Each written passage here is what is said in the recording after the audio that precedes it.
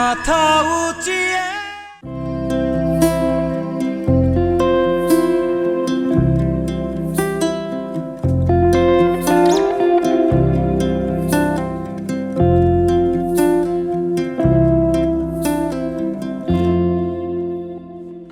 সুপ্রিয় দর্শক, আমন্ত্রণ জানাচ্ছি আপনাদেরকে এটিএন বাংলার কৃষি বিষয়ক অনুষ্ঠান মাটির সুবাসে। ঘুরতে ঘুরতে আজ চলে এসেছি এসএস ক্যাটেলে, যেটি নারায়ণগঞ্জের বন্দরে অবস্থিত। এবং এখানে আমরা আজকে দেখার চেষ্টা করব সাদা মহিষ, খাসি, ছাগল এবং গারল কি আছে, কেমন দামে তারা বিক্রি করবেন কুরবানি উপলক্ষ করে, এবং তার সাথে মহিষগুলো কেমন দাম সেটিও দেখার চেষ্টা করব এবং আপনাদেরকে দেখানোর চেষ্টা করব। চলুন তাহলে চলে যাই মূল আয়োজনে।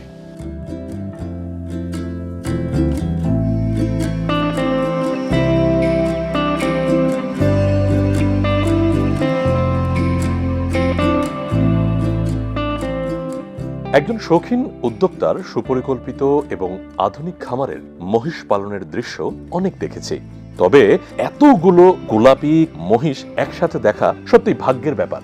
কেননা যে সকল খামারে গিয়েছি সেখানে কিন্তু 2টা, 3টা বা 4টা এই ধরনের মহিষ থাকে। তবে নারায়ণগঞ্জের এই খামারে সত্যিই বিস্মিত হলাম এতগুলো মহিষ একসাথে দেখে।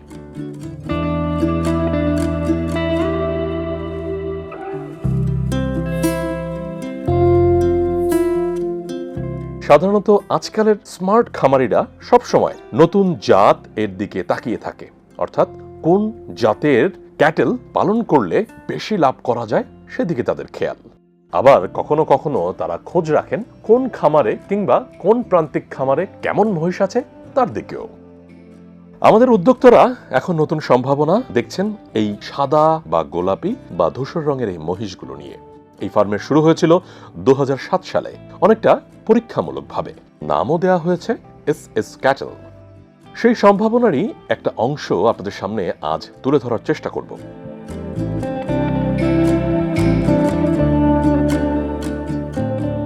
সুপ্রিয় দর্শক, এই মুহূর্তে আছি একটি প্রাণীর সামনে, এবং প্রাণীটি যদি দেখতে চেষ্টা করেন, এই প্রাণীটি হচ্ছে অ্যালবিনো প্রাণী, অর্থাৎ মহিষের জাত।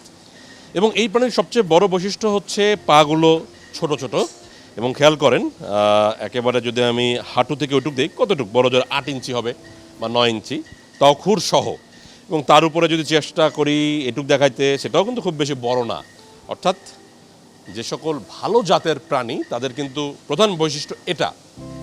এবং সেক্ষেত্রে দেখেন এর আরেকটা বৈশিষ্ট্য, শিংটা মোটা থেকে শুরু করে সুচালু। এবং বয়সটার দিকে খেয়াল করলে জানি না বয়স কত হবে, তবে বয়সটা বেশ ভালোই মনে হচ্ছে। এবং এই অ্যালবিনো জাতের মহিষের বৈশিষ্ট্যই হচ্ছে এরা বেশ স্লিম। কেন স্লিম? এরা যতটুকু খায় সেটাকে কাজে লাগায়। কিভাবে কাজে লাগায়? যেমন আমাদের অনেকে জিম করে ফিটনেসটা বাড়ায়, ফিট থাকার চেষ্টা করে। সেক্ষেত্রে এরাও খাদ্য যতটুকু খাবে সেভাবে ফিট থাকার চেষ্টা করে, যদিও ভুঁড়িটা খুব বেশি বড় না। এবং তার সাথে আরেকটা যেটা ব্যাপার, কানের দিকে দেখেন লোম আছে বেশি, এবং এটাকে শান্ত করার জন্য নিয়মিত তারা পানি খাওয়া এবং গোসলটাও করায়। এবং চোখ দুইটা যদি খেয়াল করেন, চোখ কিন্তু বেশ সুন্দর, তবে দেখাতে চাচ্ছে না, একটু রাগ করছে। আর সবচাইতে বড় ব্যাপার হচ্ছে এসএস ক্যাটেলে এরকম বিক্রয় উপযোগী প্রায় 50টার বেশি মহিষ রয়েছে, এবং সেখান থেকে অলরেডি তারা মনে হয় আরও 10-12টা বিক্রি করেছেন, যেগুলো এখানে আছে।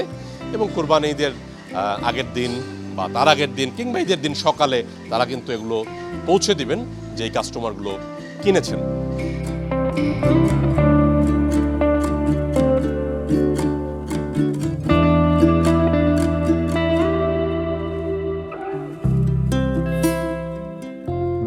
সালে শুরুর পর চড়াই উতরাই দিয়ে শেষ পর্যন্ত টিকে আছে তারা। তবে দেশের বিভিন্ন স্থানেও এবং ঢাকার আশেপাশেও মহিষের খামার কিন্তু রয়েছে।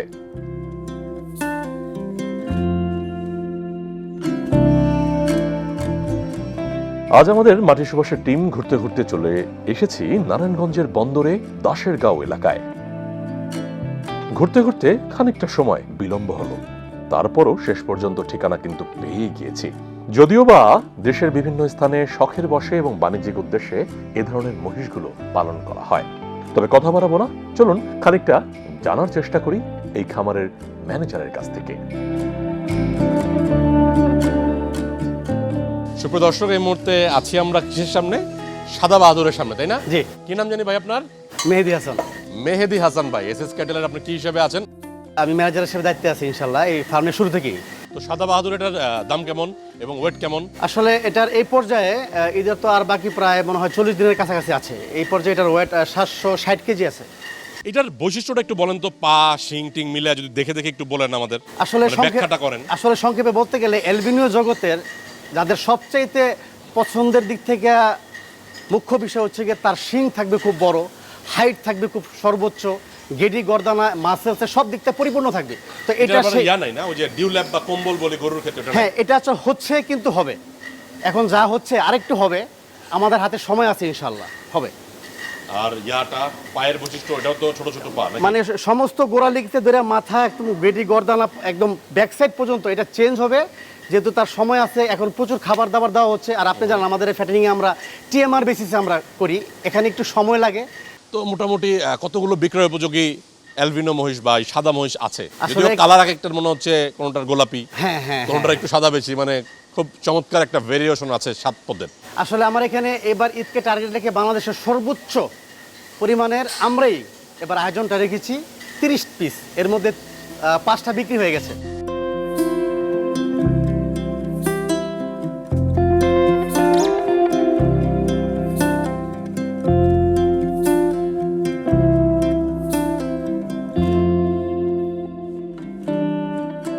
আচ্ছা ভাই, একটা ব্যাপার তো আছে যে দেখা যায় যে হাটে মহিষ পাওয়া যায়, খামারেও মহিষ পাওয়া যায়, কিন্তু হাটে সাদা মহিষের সংখ্যা খুবই কম। জি। তো গরুর মাংস, মহিষের মাংস, যদিও এককালে দেখা যাইতো যে মহিষের মাংস জব দিয়ে, অর্থাৎ মহিষ জব দিয়ে গরু বলে চালাইতো, কিন্তু এখন এমন একটা ব্যাপার, মানুষ আগে মহিষের মাংসই খুঁজে। তো এটার তো একটা কারণ আছে, তাই না? অবশ্যই। তো কারণটা একটু বলেন না। কারণটা আসলে ফার্মিং কেরিয়ারে সর্বোচ্চ যত্নটা করা হয়। সমস্ত ফার্মই 1 বছর বা 1.5 বছর সময় নেয়। তো এই সময়ের মধ্যে একটা ফার্মে যে পরিমাণ ভালো খাবার দাবারগুলো হয়, এটার মাংসের স্বাদটা বেড়ে যায় হাটের তুলনায়। তারা একটা লিকুইড ফরম্যাটে শর্ট টার্ম বেসিস একটা ফ্যাটেনিংয়ে যায়।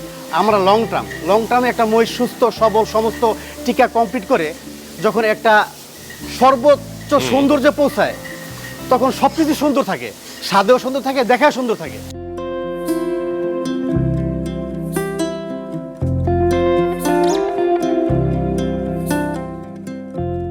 তো আমরা সাদা বাহাদুর দেখলাম, আর কোনো কি নামের ভালো একটা কিছু আছে এই অ্যালবিনো মহিষে আপনাদের খামারে? আসলে এখানে আছে হারকুলিস আছে। হারকিউলিস না?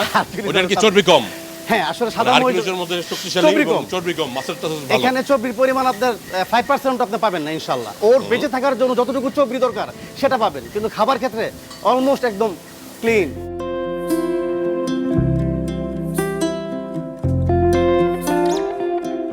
মহিষের এই প্যারেন্টস হলো আমেরিকান, যতটুকু খামারিদের কাছ থেকে জানতে পারলাম। তবে সেখান থেকে আস্তে আস্তে মায়ানমারে আসে এবং মায়ানমার থেকে ভারতে একটা সময় প্রবেশ করে এবং ভারত থেকে আসে আমাদের এই বাংলাদেশে।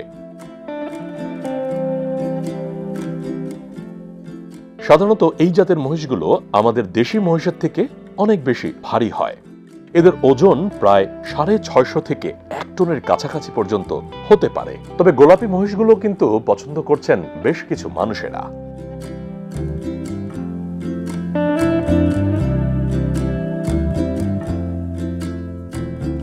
এবারে আসি এই গোলাপি মহিষের দাম এবং চাহিদা নিয়ে। এক এক ক্রেতা এই কুরবানি ঈদকে উপলক্ষ করে এক এক রকমের বাজেট সাজাচ্ছেন। কারো বাজেট ছোট, আবার কারো বাজেট বড়। তবে দর্শক, আপনাদের জ্ঞাতার্থে জানিয়ে রাখি, এই ধরনের গোলাপি মহিষ কিনতে হলে আপনাকে গুনতে হবে 3 লাখ থেকে শুরু করে প্রায় 10 থেকে 12 লাখ টাকা।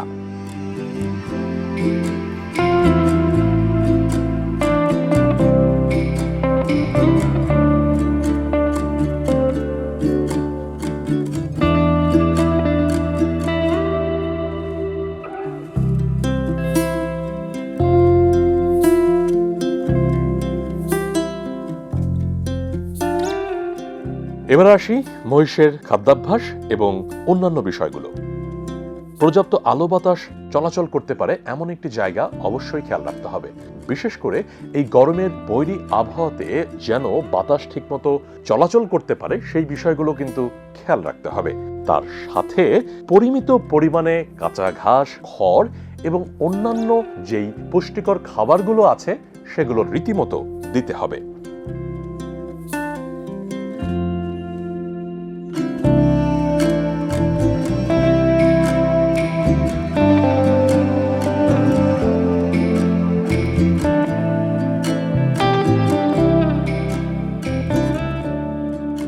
পিঙ্ক কিংবা গোলাপি জাতের এই মহিষগুলোকে কিন্তু গোসল করাতে হবে দিনে কমপক্ষে 2 বার, কোনো কোনো ক্ষেত্রে 4 থেকে 5 বার।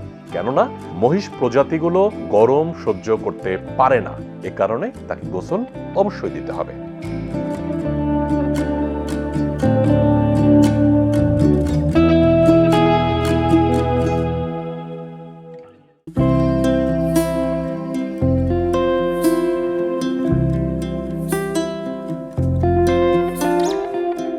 দর্শক, এর আগেও মাটি সুবাসের পর্বে দেখানোর চেষ্টা করেছিলাম গারল নিয়ে বেশ কিছু কথাবার্তা। তবে এই খামারে এসে গারল এবং ভেড়াও দেখতে পেলাম, যা অত্যন্ত লাভজনক একটি প্রজাতি হতে পারে এবং তার সাথে মাংস উৎপাদনকারী একটি ভালো জাত।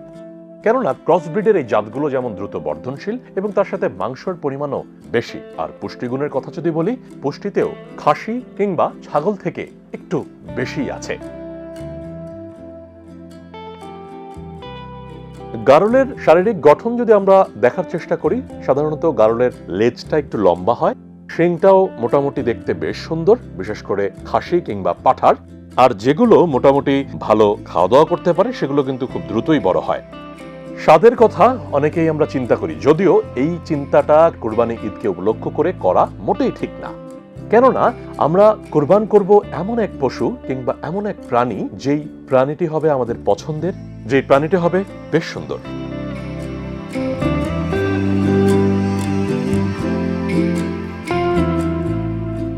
আমরা জানি যে এখানে মোটামুটি বেশ কয়েক জাতের গারল আছে এবং বাংলাদেশের বিভিন্ন প্রান্তেও কিন্তু এই গারলগুলোর আবাদ হয়। তো এখানে যিনি মোটামুটি ম্যানেজার হিসেবে দায়িত্ব পালন করতেছেন, তিনি আসলে কিভাবে কি করাচ্ছেন যারা শ্রমিক আছেন তাদেরকে দিয়ে, এবং তার সাথে আসলে গারলগুলো কত জাতের রয়েছে। একটা ব্যাপার লক্ষ্য করুন, এই যে দলবদ্ধভাবে কিন্তু এরা থাকতে পছন্দ করে, এবং এই যে বড় সিঙ্গালা, খেয়াল করেছেন কিনা? হ্যাঁ, এটা কিন্তু আমাদের মোটামুটি বলতে পারি তারা হচ্ছে পাঠা বা পুরুষ ছেলে নাকি, এবং তারা ব্রিডিং করে। কুরবানি ঈদ 2026 উপলক্ষে কি কি আছে সেই ব্যাপারগুলো। তো এই যে দেখতে পাচ্ছি এগুলো তো গারলই। জি আলহামদুলিল্লাহ, পিওর গারল। পিওর গারল না? তো জাত কি একটাই তাহলে? হ্যাঁ, জাত আসলে একটাই। এখানে পাঠা আছে, পাঠি আছে, নিজস্ব ব্রিডিং এর মাধ্যমে আসলে এই ব্রিডটাকে সমৃদ্ধ করা হচ্ছে। আর এখন পরিবেশ পরিস্থিতির কারণে আমরা আসলে চেষ্টা করতেছি গারলে যাতে আরও ব্রিড আর ভালো মানের উন্নত পাঠা এনে চেষ্টা করতেছি আরও ভালো বাচ্চা পাওয়ার জন্য আর কি। তো এইগুলো প্রথম সংরক্ষণ করতেছেন কোথা থেকে? এরা তো আবার গ্রেজিং, অর্থাৎ হচ্ছে ঘুরে ঘুরে ঘাস খেতে পছন্দ করে। এগুলো আসলে হাট থেকে সংগ্রহ করা। আসলে এগুলো দিনের মধ্যে আপনি 3-4 বার ছাড়তে হয়, ওরা ঘাস টাস খায়। তারপর আমাদের যে টিএমআর খাবারটা আছে এগুলো তারা খায়। ওভারঅল তারা লতা পাতা থেকে ধরে ঘাস ভুসি সবই খায় ইনশাল্লাহ। কোনো হ্যাঁ। এবার কুরবানি 2026 উপলক্ষে কতগুলো বিক্রয় উপযোগী আছে গারল? আসলে এখানে আমাদের যেহেতু নিজস্ব পাল এখানে আছে, এখানে হয়তোবা 3 থেকে 4টা বিক্রি হবে। আর এর আগে কেমন কি চাচ্ছেন মোটামুটি বডি ওয়েট বা কয় দাঁতের সোজা? আসলে দাঁত হবে 2টা বা 4টা। দামের ক্ষেত্রে মনে করেন 25 থেকে 30 হাজার টাকা হবে নিম্নে। আর মাঝপথে কিছু গারল বিক্রি হয়েছে আমাদের বিভিন্ন প্রয়োজনে। 3-4টা বাকি আছে? হ্যাঁ, বাকি আছে। হ্যাঁ, আর যেগুলো আপনার ছোট বাচ্চা সেগুলো ইনশাল্লাহ আগামী বছর আপনারা দেখতে পাবেন।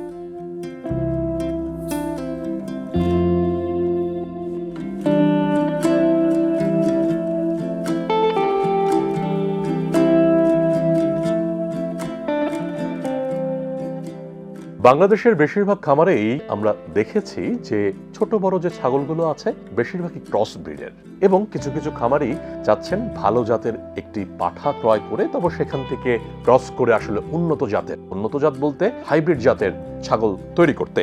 এই খামারে এসেও বেশ দেশাল কিছু ছাগল দেখতে পেলাম, যাদের আকারে আমি বলবো আমাদের একেবারে পিওর ব্রিড ব্ল্যাক বেঙ্গল ছাগল থেকে বড়, কানে বেশ লম্বা এবং সব দিক মিলিয়ে দেখতেও কিন্তু বেশ সুন্দর। শিংগুলো সুচালু, একটু বড় বড়, এবং লাইভ ওয়েট যদি চিন্তা করি সেটা হচ্ছে প্রায় 18 থেকে 42 কেজি। সুপ্রিয় দর্শক, এসএস ক্যাটেলের মহিষগুলো দেখার পর এখন আসলাম তাদের ছাগল এবং খাসিতে, এবং এখানেও মোটামুটি বেশ কিছু ছাগল এবং খাসি রয়েছে যেগুলো কুরবানি 2026 উপলক্ষে বিক্রি করবে। তো মোটামুটি কতগুলো বিক্রি উপযোগী আছে এবং সব মিলিয়ে যদি বলেন। আমাদের এখানে প্রায় 30টা বিক্রির উপযোগী আছে, আর বাকি আমাদের আরও রিকোয়ারমেন্ট অনুযায়ী আমাদের প্রায় আরও 70-80টার মতো আসবে ঈদের আগে। ওগুলো পালন করে আনতেছেন নাকি? ওগুলো আমাদের পালন করা, আমাদের গাইবান্ধা যে শেড আছে ওইখানে আমরা ওগুলা কালেকশন করে ওখানে পাল দিই, ঈদের আগে নিয়ে আসি। এটা মূলত প্রত্যেক বছরই এভাবেই করি। আচ্ছা, এখানে মোটামুটি কি কি জাতের ছাগল আছে বিক্রি উপযোগী? এখানে হরিয়ানা, বিটল, আমাদের দেশি 2-3টা জাতের ছাগল আছে আমাদের এখানে। আর এবার মোটামুটি এদের লাইভ ওয়েট কেমন এবং দাম চাচ্ছেন কেমন আপনারা? এখানে আমাদের ঘরের যে বাচ্চাগুলো আছে এগুলো লাইভ ওয়েট প্রায় 25 থেকে 30 কেজি ওজন আছে। এগুলো আমাদের টার্গেট প্রায় 28,000, 30,000 এরকম।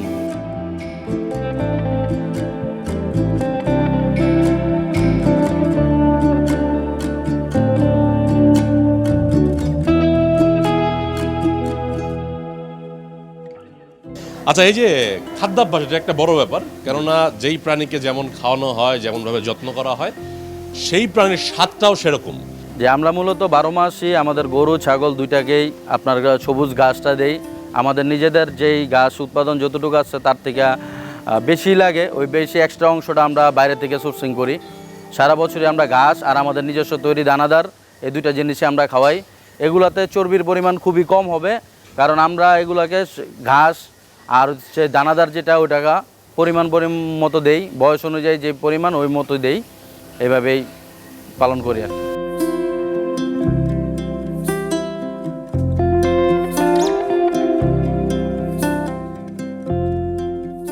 আচ্ছা, আপনার পিছনেই তো মোটামুটি দেখা যাচ্ছে বেশ কিছু জাতের ছাগল খাচ্ছে, মারামারিও করছে।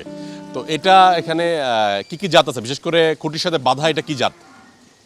এটা হচ্ছে হরিয়ানা জাতের একটা খাসি, আর বাকিগুলো হচ্ছে আমাদের লোকাল কিছু আছে, বিটল আছে।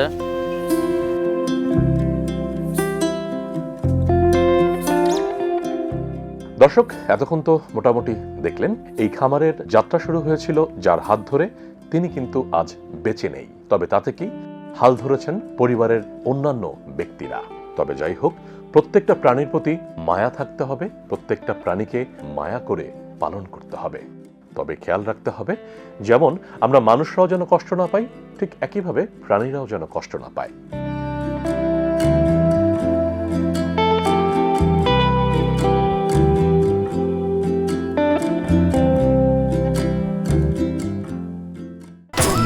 মাথা উঁচিয়ে। সুপ্রিয় দর্শক, আজকের পর্বে আপনাদেরকে দেখানোর চেষ্টা করেছি এসএস ক্যাটেলের মহিষ এবং ছাগল, খাসি এবং তার সাথে গারল। এবং আমরা চেষ্টা করেছি এদের দরদাম জানতে এবং তার সাথে এখানে যারা নিয়োজিত আছেন তাদের সাথে কথা বলতে, তার সাথে রাখাল যারা আছেন তারা কিভাবে কি করেন যত্নআতি, সেগুলোও জানার চেষ্টা করেছি।